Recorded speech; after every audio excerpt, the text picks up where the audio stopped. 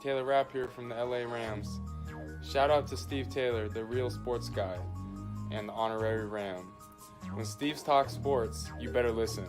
Thanks, Steve from the Rams, for your continued support and love. We are taking it all the way this year, but you already know that. Go Rams.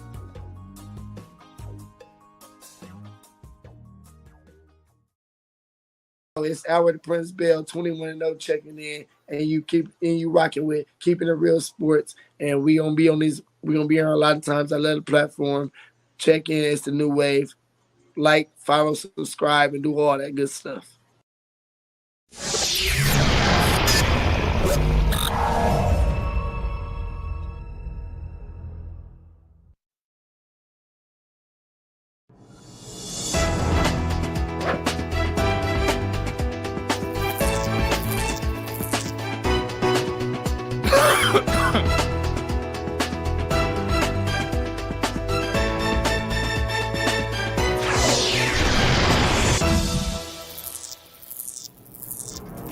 Sports.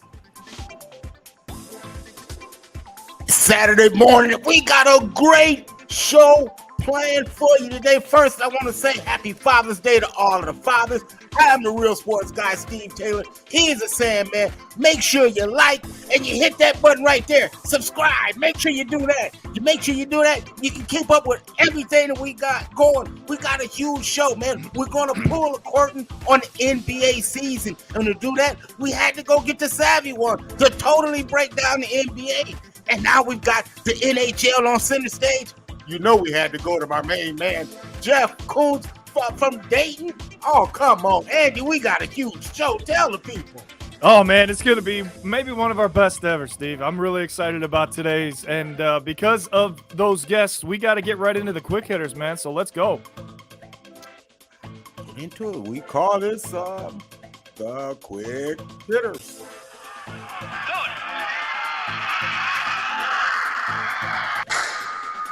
Quick hitters.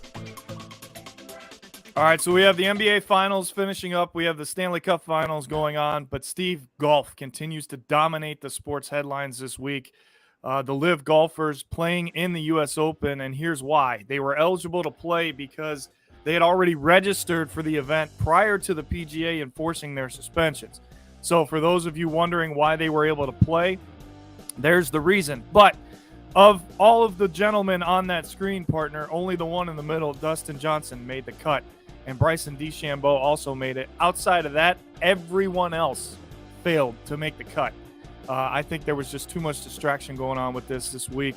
And, we're going to get into this as well. Here's Rory, not afraid to speak his mind. And, Phil Mickelson had that look on his face in the first two rounds the entire time he was moving up the course, Steve. I watched him. He did not look focused. He looked distracted. You could tell he wasn't sure what kind of reactions he was going to get. And, Rory, again, not afraid to speak his mind, talking about how great the crowds are and how LIV's never going to have that. I love this guy. I think he's great for golf. I always have. He's always been a stand-up guy, but now he's really, really speaking his mind. Andy, what the hell else is he going to say? Okay, he obviously wasn't offered the $200 million to go play in the LIV Golf Tour. So what the hell else you expect him to say? Man, he's standing up for what he's playing in right now. I get it. But I'm telling you, man, what I'm tired of is everyone who wants to come down on these guys who chose to make a financial decision to go ahead and take money from the Saudis. Yes, I know what the atrocities that they did. But, but you same people that are so disturbed with the atrocities of the Saudi Arabians, then maybe you ought to be appalled at your government, because that is their number one import partner. So let's just go there, buddy. Okay, it's called opportunity. We live in that land. I am not knocking them golfers. Of course, the pressure was on them. Eyeballs are on them. But I tell you what's ringing. I tell you what's ringing for Phil Mickelson is that checkbook. Ring, another one. All right, we got to keep it moving. Another one. We got to keep it moving here. So now, a breaking news happened yesterday out of Cleveland. and the fact that this could be a real possibility, Steve. Rumors are swirling that Deshaun Watson will be suspended the entire season for the second season in a row. The look on his face says it all right now. And as a Browns fan, I got to tell you, I'm really concerned. This is legit, partner. I think that he's going to get another season, and we won't get to see him until 2023. Well, you knew that was going a real possibility. Yes, but that's why they wanted him to sign a 5-year deal, because they wanted to make sure that they could get him on the field at some point. But Steve, I keep hearing a lot of rumors that Baker's going to go to Carolina. And honestly, right now, if the Browns thought about that, they might want to bring Sam Darnold this way, because they got to have somebody besides Jacoby Brissett under center if they're going to make the playoffs. Listen. A good friend of mine told me yesterday, Jacoby Brissett ain't the answer. Well, yeah, we know exactly. that. We've seen that. And listen, if you gave Sam Darnold talent and you gave him an offensive line and a running game, he might be a better option. That's all I'm saying. Okay, he might not be hot trash, but he'd still be trash. Okay, I don't care how you wrap up trash. It's still trash. I get that. But what other option do you have if Watson gets suspended the whole season? Seriously. Well, you know what? You that's the bed that the Cleveland Browns laid in, because they had a quarterback. That. What's his name? Baker Mayfield? Yeah, a quarterback. Yeah. Well, it's just too far past repair now. Everybody's like, they should just sit down and talk about it. You can't do that anymore. It's past that point. So, all right. So that's it for the quick hitters, because we got a lot to talk about, my friend. Man, we gotta get into the hurry up, man, and to do that, we have to call in our good friend, Jeff Kuntz. Man, let's get it in. My friend, let's get into what we call the hurry up.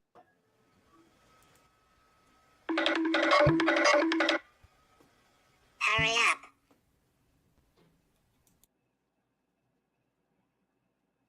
Steve Taylor, if you would kindly allow my cup to runneth over, please. Hey, we got to get into it, man.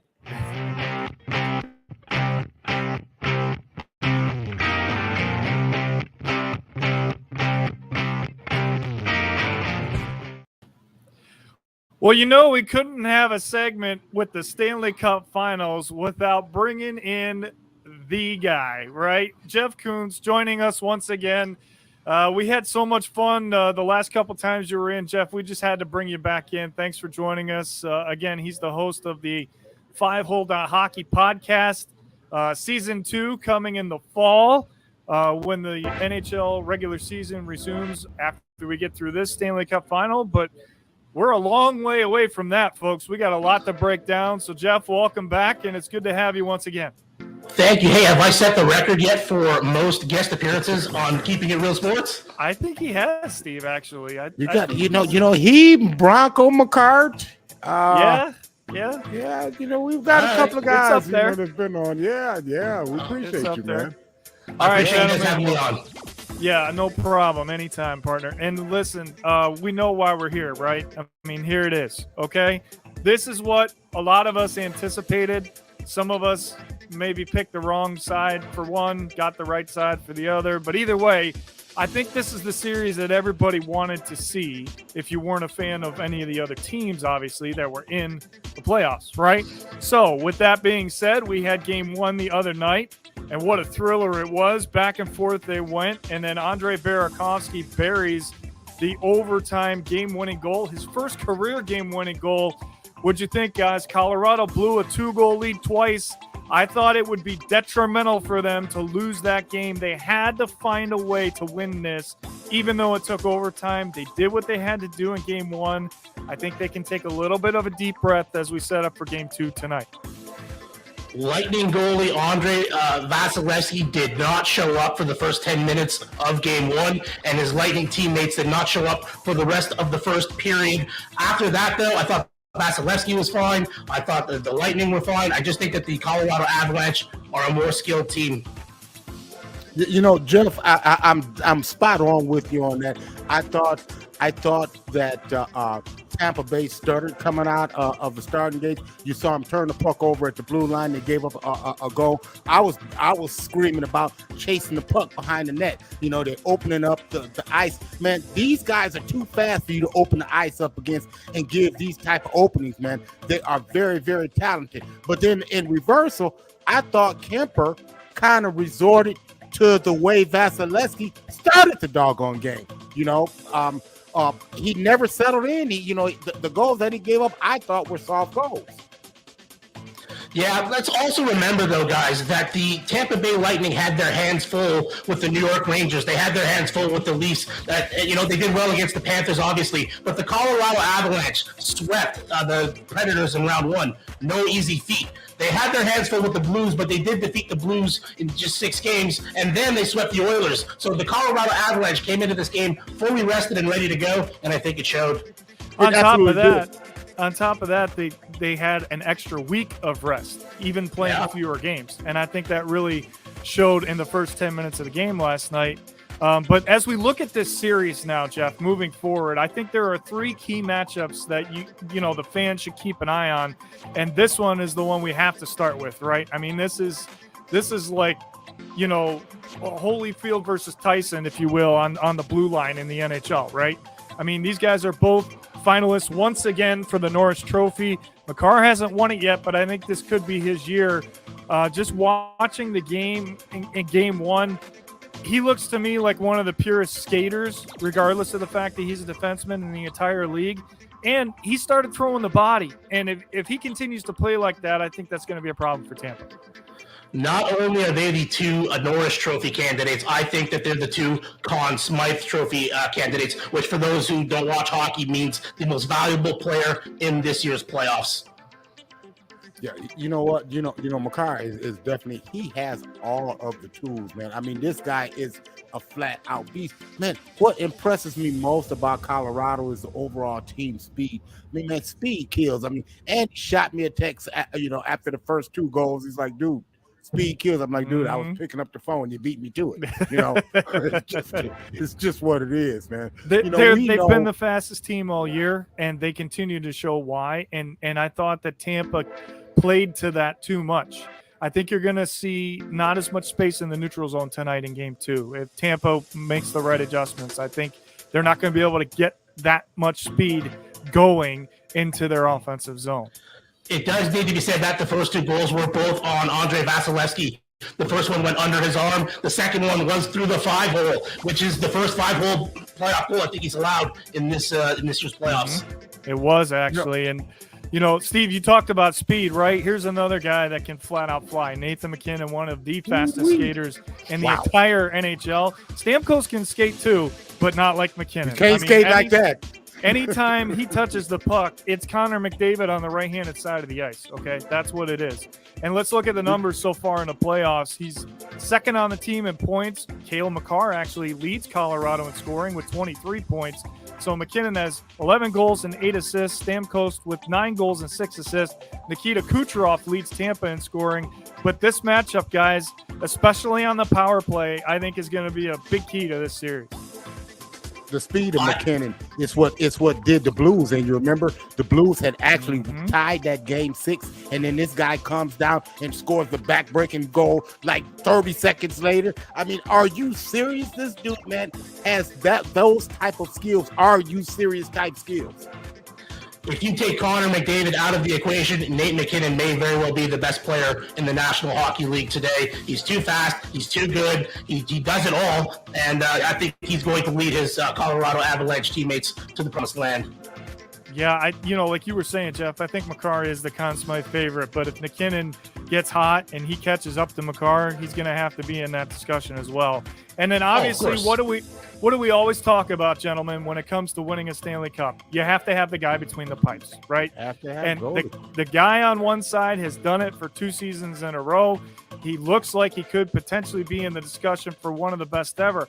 However, I've got some numbers for you in the fact that prior to game 1, he had never beaten Colorado, and now he's 0-4 against Colorado after the game 1 loss. is this potentially a mental block for him against this team? Or is it the fact that he's played so much more hockey that he just takes longer to get into his groove like he did in game one? I think Vasilevsky is going to be fine. I think the third and fourth goal against him in game one had nothing to do with him. The first one was a 5-on-3. The third goal, was a 5-on-3. How's he supposed to stop that? And the overtime goal was just a perfect play by the Colorado Avalanche. I mean, that was a blast off of his stick, man, and it got by him. Vasilevsky, I thought he settled in nicely. I mean, the rings and things that they sing about, well, Vasilevsky can bring them out, and he's been there, he's done that, and that's what we talk about, man. Kemper, I thought Kemper really, really never settled into this game. And the thing about Colorado, people, you ain't gonna beat them 1-0. You're gonna have to put shots up. You're gonna have to score goals if you want to beat Colorado. Okay, and all Kemper has to do is be the gatekeeper. He does not have to be the star between the pipes. Steve, to your point, the Lightning only got 23 shots in game one.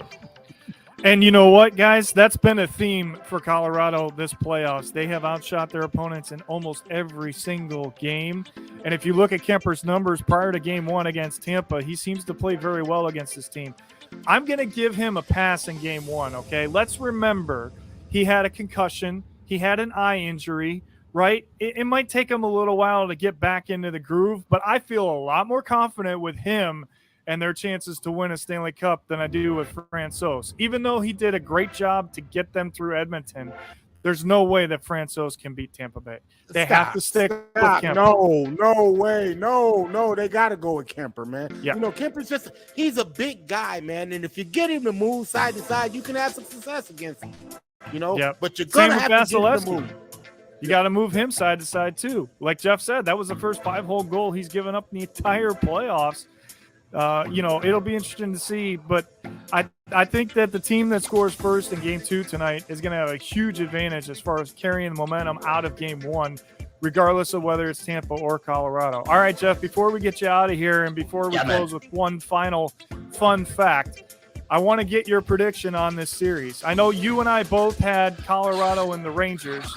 That didn't happen. So now, are you sticking with Colorado like I am with the purple, or is this a three-peat and then we start talking about your Islanders in the same topic as Tampa Bay going into next season? No, when I filled out my bracket, I had Colorado. Actually, at the beginning of the season, in the preseason, I had Colorado hoisting the Stanley Cup, gave it a getting the cup from Bettman. I'm going to stick with it, and I'm going to say that the Avalanche will be a long series, but win it in 7. Steve? I mean, the eyes don't lie, man, and my eyes tell me that Colorado is the most talented team, man. I gotta go with that. They're just, they're gonna put 3, 4, 5 goals up every game, man. You're lucky if you're holding the 3, if you get them to 4, you might have a chance, but I just think that it's just too tough a hill for them to climb, and they dethrone the champions and become the new Stanley Cup champions. How many? 6 or 7? I'm gonna go 6. Okay. All right. Now, Jeff, before we let you go, you're a Canadian, so I had to bring this story up because to me this is hysterical, and we're all beer drinkers, so that's the other reason we're talking about this. All right. A report came out this week that if this man, Barry Trotz, decides to coach the Winnipeg Jets as his next team, he will receive free beer for life from a local bar in Winnipeg. I mean, forget the millions, guys. I'm signing the dotted line tomorrow. I mean, that's I don't know that you're ever going to see that offered to a professional coach again.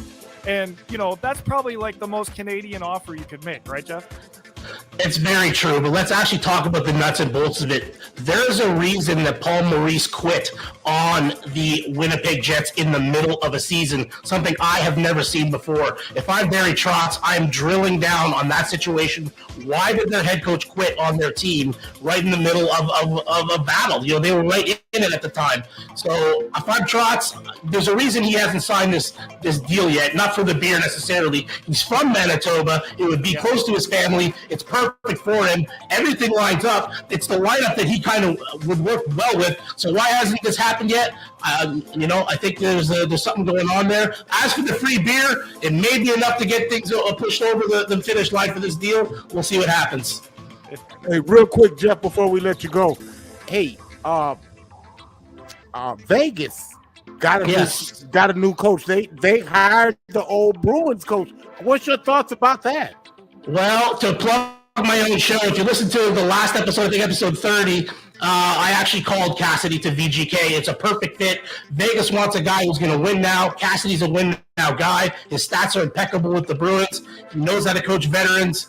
Perfect fit. And also, I'm hearing not me, but Kevin Weeks is saying that Tortorella is going to be the coach of the Flyers. Wow. That's his latest offer. And you know what? Going back to Trotz, he actually turned down a $7 million per year contract to go to Philly.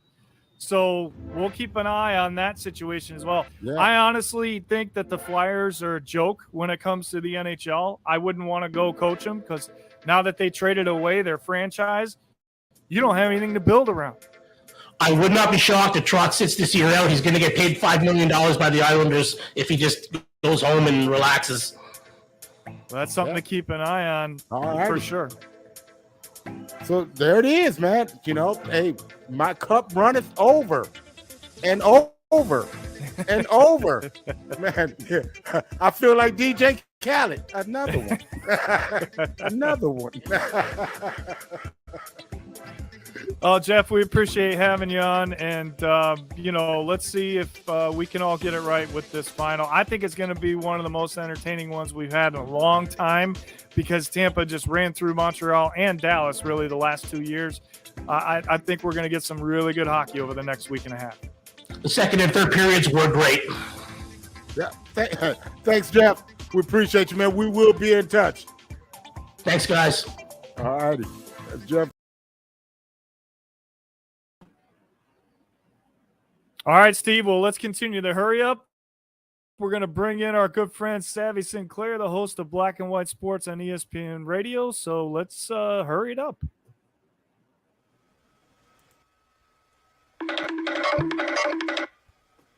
Hurry up.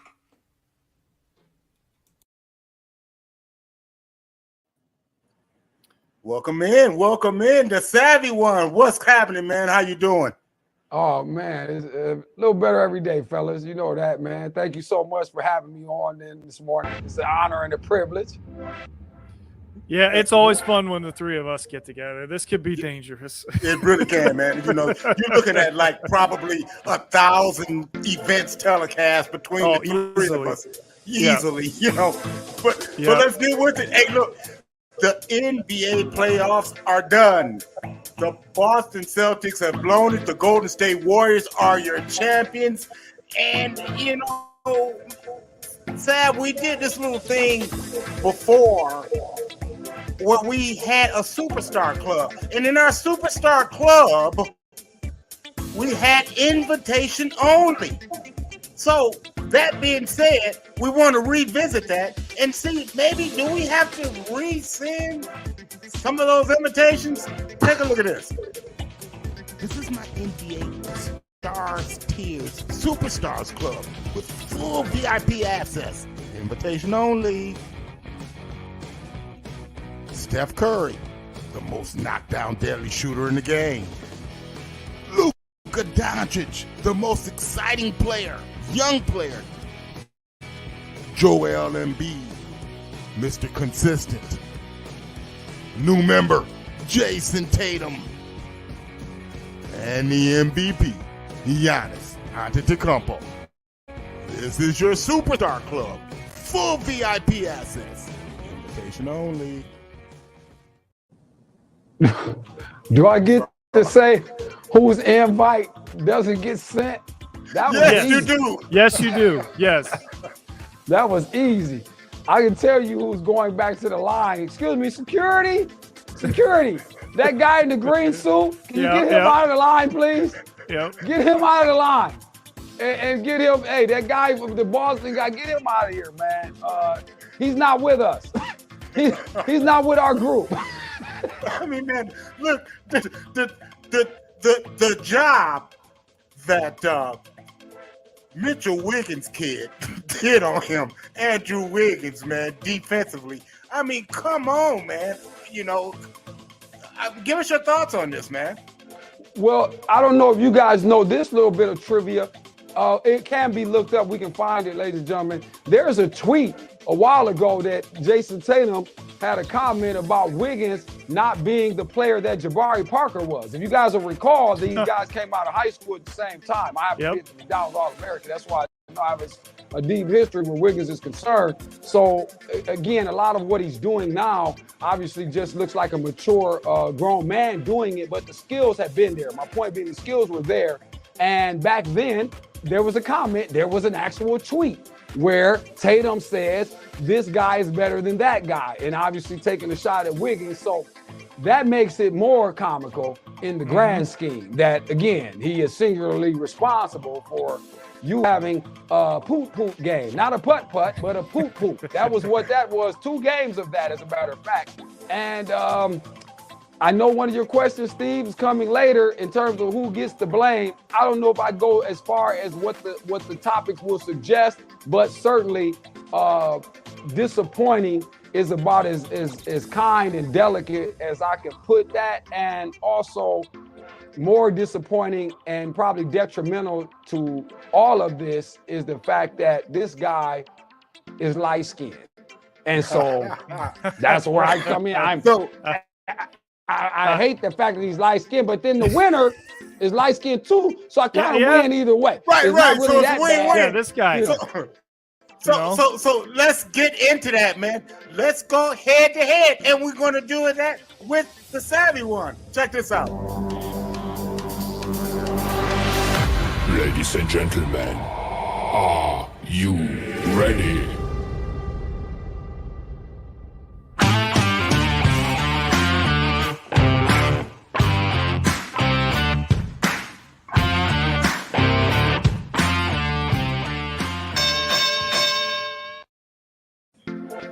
Is Jason Tatum solely to blame for the Boston Celtics loss in the NBA Finals? Let's debate it.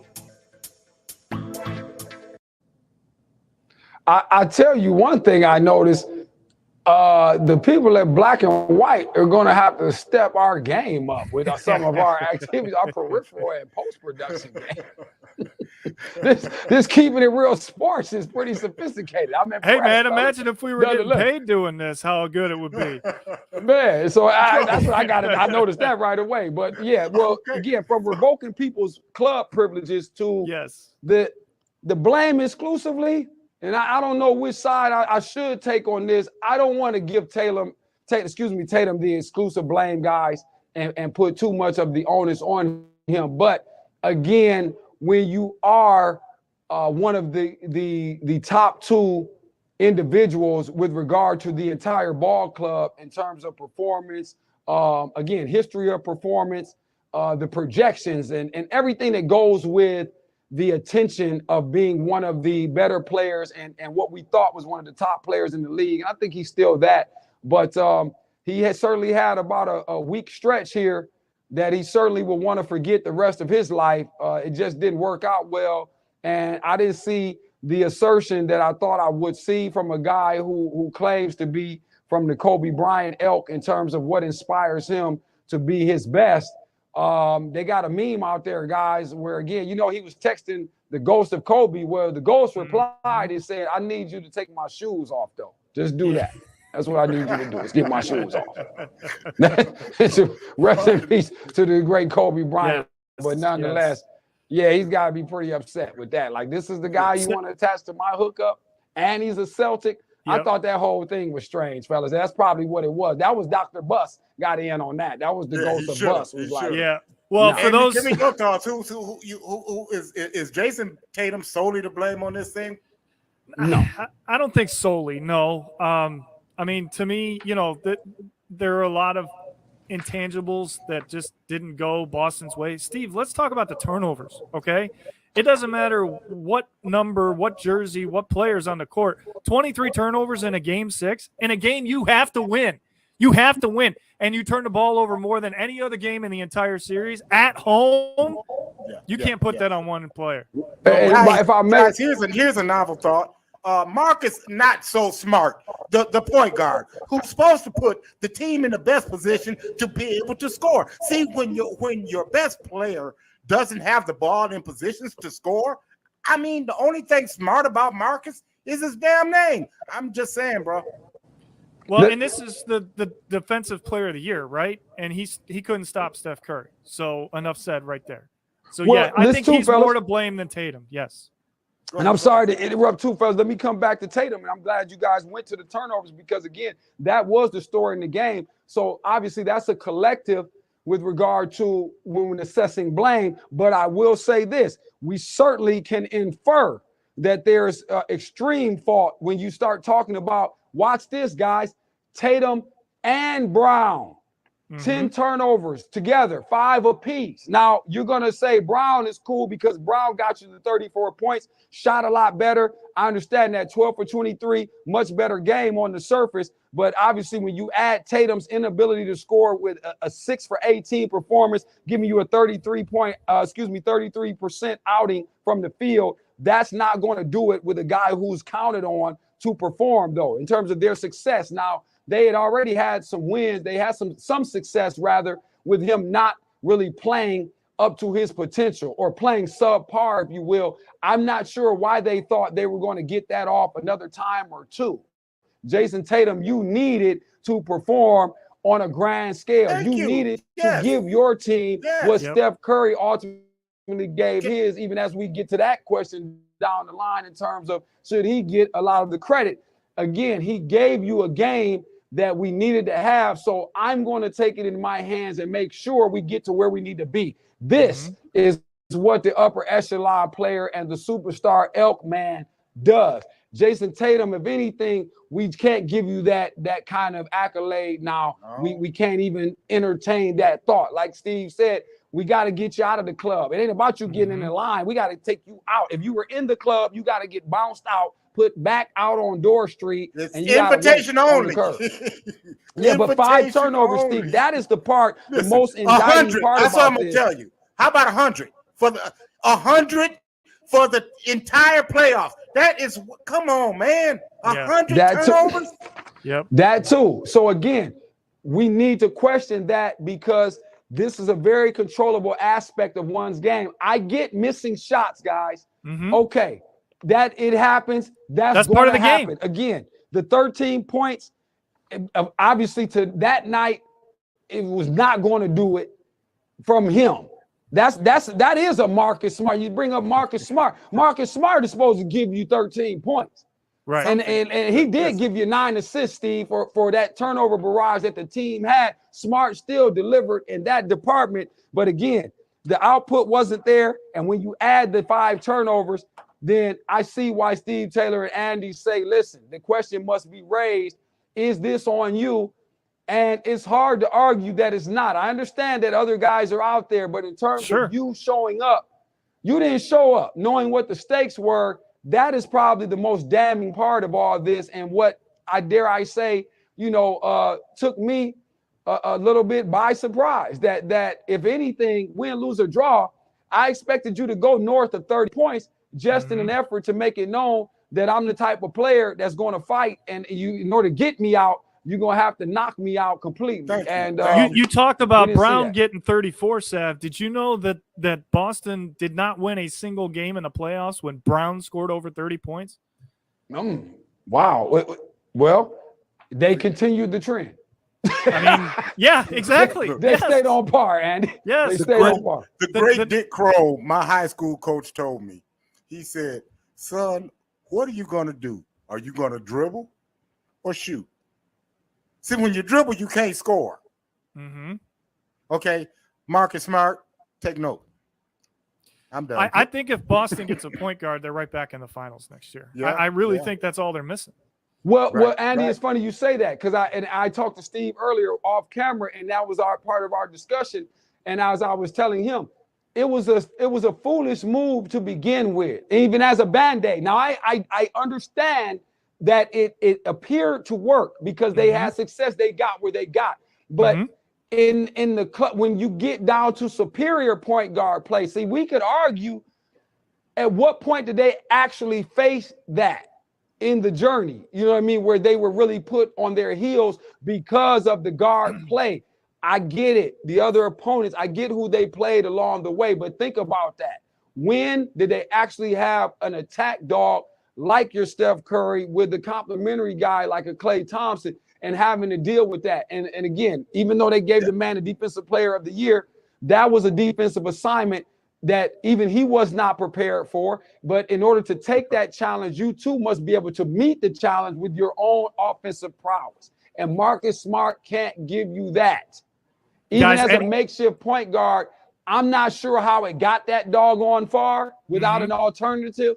But you see, it cost them in the end, and they paid the price, and they were right where they always were. Somebody unable to kind of facilitate those two guys and those sharpshooters.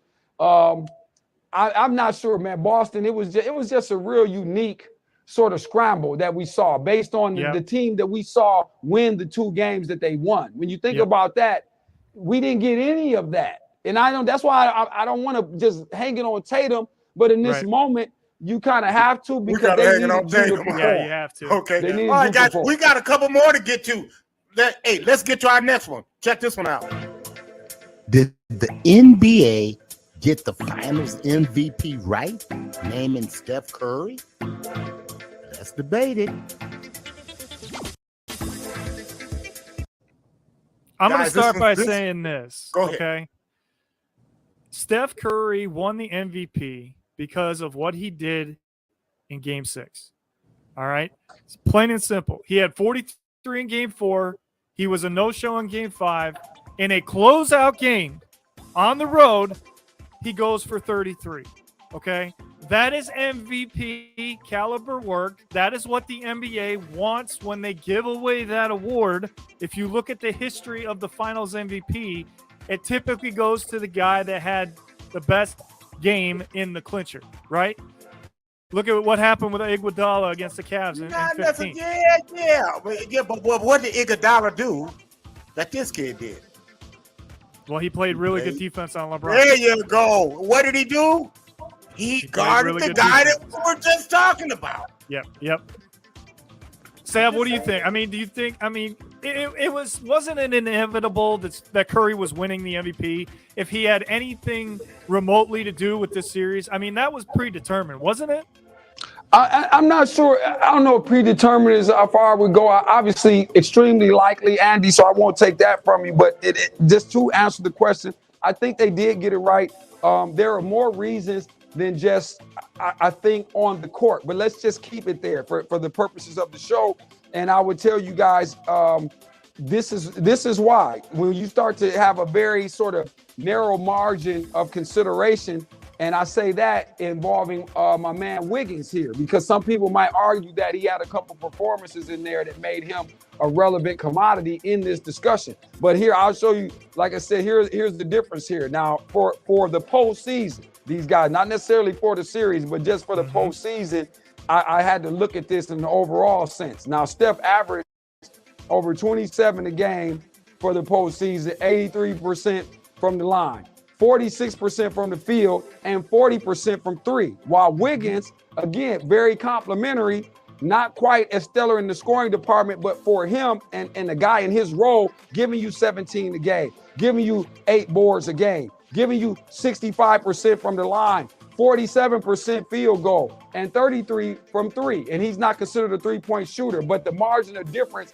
like Andy just said, the performances that we will go down in history always reviewing, because they're not going anywhere. The game where he snaps for the 43, that's monumental, going to be legendary, the way he went about it under the conditions, the circumstances that where it had. And then though, to come back, be like most of us would say, a no-show, struggling. That's got to mess with you mentally. He's pushing, he's pressing, and still he can't get it done. Knowing that the people would put the white hot light on him. See, that's the part. He's knowing this is the difference between him and Tatum. Now, they both had that bullseye. Yes. And you saw what the different caliber was about. Why I'm this and why you're that and not quite this. That became clear. That's what in an easy way to measure that. And again, when you have the result to then solidify all of this, there's no question, because again, the results are what they are. There's no confusion, ambiguity, none of that stuff. I delivered when I needed to. My team had to have it, and they got it. The other guy, my team had to have it. I gave them nothing. And so there's the measurement of the two guys, but I do think they got it right. Steph represents something much larger. He's demonstrated to us all how to be a better professional. Not just a professional, but how to be a better professional. And certainly he's been one to sacrifice throughout. Never had, even though he's always gotten those numbers and he's always been that guy, he's never been, I mean, if I could say this, guys, how do you make yourself a legendary scorer, but your demeanor, your aura only says unselfish? Without you being known as an assist master or this or that, I think it's just his aura in totality, guys, and his presence on that team and all the things he's done through the run. Even the whole thing, even with the bringing KD in, because they'll throw that and say, well, the two we got with KD. And but I'm still knowing I'm bringing a guy in who could be considered a threat in every way, already thought of as a better player than me. I'm opening my door. I'm welcoming him in. You know what I'm saying? Just imagine broadcasters, somebody might not want Mike Green to come in on the set if we hear, you know what I'm saying? But you want to be around other greats. Or put it this way, Steve is a musician. And Andy, I know you do a little bit too, man. You got some skills there too on the notes. All right. Put it this way, Prince walking into a studio session and seeing Stevie Wonder there, Prince is not gonna walk out. Right. But it says he's gonna go in there and get busy. He's gonna be thrilled by the fact that Stevie's there. So it was almost like that. And like bringing KD in, knowing what he might get, the people would talk crazy and do this and that, and it never fazed him. He continued to play his game, but made it inviting and welcoming for this guy to flourish. So that the team, though, it made the team lethal. And that probably is his greatest contribution, being able to do that. Again, even with Klay Thompson, he'll tell you, those guys in terms of the respect that they have for him, and there's no question, even though Draymond, as much as they gave Draymond a hard time, Draymond is the heart, he's the lifeblood of the thing. He's the soul in terms of, if we're in the alley, I'm not letting my brothers get whooped, or as long as they ready to fight, I'm gonna start the fight. And even though he couldn't play, Iguodala's presence on the bench and his ability to help settle down some of the younger guys when they were frustrated, like Peyton and even Wiggins at times, those are the intangibles. Like, Sav, you and I always talk when we talk about hockey on your show. I always talk about the others, right? I would say that that's the difference between the NBA Finals and the Stanley Cup Finals. The others step up. Well, the others in this case weren't on the court, but they made a major difference. Absolutely. And again, just you saw it the way, guys, the team was happy, man, for Steph, because they were talking this nonsense, and we know what he does. You know what I'm saying? We know what the man does at practice. We see that. You know what I mean? He's been through a lot of things, man, and guys don't. And I love it again because it kills me to think like this is a man my size. Like in life, as I walk through life, when we walk around, I seem like a tall guy in society, but on the basketball court, I would be a very small person. And to see this guy doing the things he's done, the man revolutionized the game. You only got maybe 3 players in the history of this doggone thing that they had to make certified changes for, and the game reshaped because of this guy. It's hope for everybody now. You used to have to get 6'5" to start considering getting in the NBA if you weren't the one misnomer of the Muggsy Bogueses or the Spud Webbs in life. That's an anomaly. You're not getting that. But now it's an entirely entirely new day with regard to that, and guys respect their craft when it comes to shooting of the basketball and things like this. So I definitely think they got the MVP right. Hell, if you want to ask me, I say he should. In this case, if they would wait and hold up and let the award be after it's all done, that's your league MVP. Yeah, and that's a good point. That's you know what? That's fair.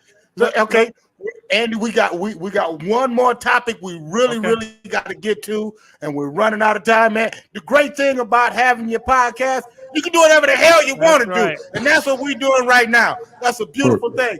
That's why I ain't doing what I used to do. I'm just saying. But we got one more to get to, guys. Let me open this up.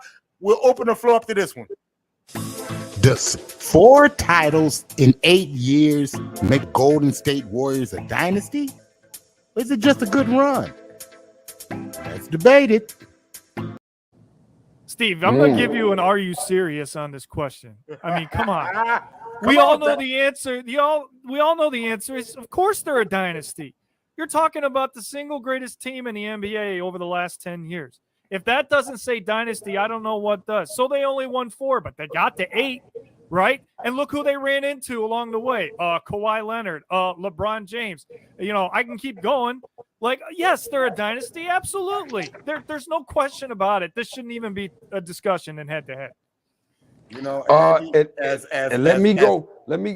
I'm sorry, Steve. Go ahead. I'm sorry. Look. As noble as your take was, sir, you're once again wrong. And here's why. Okay. And here's why. Had they won 4 in 6 years, I would say yeah. But the fact that they went and got KD for them too, and they definitely needed KD for them too, okay? Had they gotten them other 2 when KD was there, I would say, yeah, dynasty. I'm just going to say this is a pretty damn good run. And I'm interested to see what Sav, the back me Savvy up one on that. Let me settle it. Okay, Please. gentlemen, cool. Okay, it's right here. Let me settle it then. Let me go back and do it this way. Because actually, both men are right, but I'm going to tell you the distinction. And here we have it. Definition, dynasty, as according to Webster's. Powerful group or family that maintains its position for a considerable time. So here's what I would say, Steve. I jump right to your argument when you bring in the KD. What are they doing? They were maintaining position. Even in bringing KD, because we were there ahead of time. So in order to maintain, we took that flight to the Hamptons to make sure we could sustain our spot, Steve. Now, again, those appearances, they tell you the tale, because it's not about winning every time in these dynasties, if you will. Now, the Bulls surely raise the standard and they make it a bit confusing. But I obviously came up in the era of those Showtime Lakers, so I'm going to hearken to those guys. Did Magic and those guys win every year? Absolutely not. Nope. But were they always right there at the door? Either you got to knock them out of the playoffs late in order to get to a final, or you will be facing them come summertime. So, you know, again, that should qualify the team as a dynasty, their ability to sustain over an extended period. That is why we consider that. And only, gentlemen, where injuries are concerned is what would thwart that. That is the only thing. We could have been looking at them the entire time. And even still, when they were out, the injuries depleted them. They still gave you a quality showing on their way out the door in the playoff thing, getting in the play-in. They lucky they didn't get in there, is what I feel like, still, because of their heart and because of who they are and what they represent.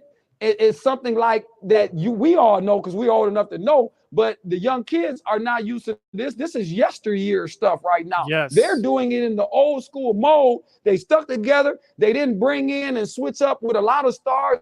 They brought KD. It was one addition. It was good. It helped KD more than anything. I still feel like it helped KD more than it did them, because they took more shots for having them. But again, the last time I checked, you still can't beat anybody 1-on-5, because as soon as I see that, then I'll shut my mouth. I've never seen that. So I want to hear about the Ja Morant, the Kobe Bryant, the Michael nothing, because Michael wasn't doing that until Scottie decided to have some heart and get involved and again, they submitted. And LeBron guys had Kyrie, you know. And even so, there you go. So it's just like the whole thing, Steve, is why I say that, man. It's over the period of time.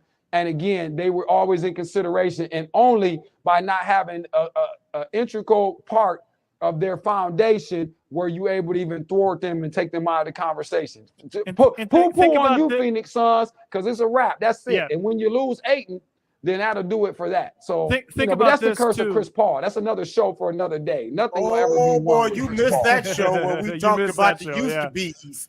The used-to-be's, because he's part of that team. And I didn't mean to take it off schedule, fellas. You know, I get to talking. Y'all should consider, I get on the mic, get long. Can we talk about the fact?